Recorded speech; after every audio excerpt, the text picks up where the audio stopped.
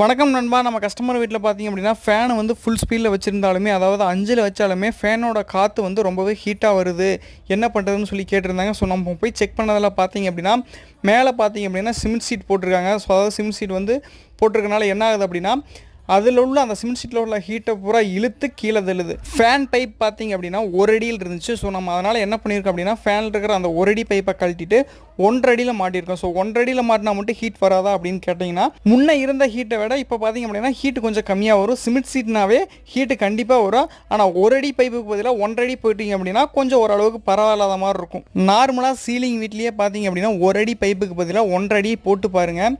அதுக்குண்டான டிஃப்ரெண்ட் பார்த்தீங்க அப்படின்னா டெஃபினட்டாக தெரியும். காற்று நல்லாவே இருக்கும். எப்போவுமே ஃபேன் புஷ்லாம் டைட் வைக்கும்போது பார்த்தீங்க அப்படின்னா கட்டிங் பிளேயர் யூஸ் பண்ணாமல் ஸ்பேனர் யூஸ் பண்ணுங்கள். முக்கியமாக சேஃப்டி ஃபின்னாக யூஸ் பண்ணுங்கள். ஒர்க் எப்படி இருக்குன்னு பார்த்து மறக்காமல் கமெண்ட் பண்ணுங்கள். வீடியோ பிடிச்சிருந்தா ஒரு லைக் பண்ணிட்டு ஃபாலோ பண்ணிக்கோங்க.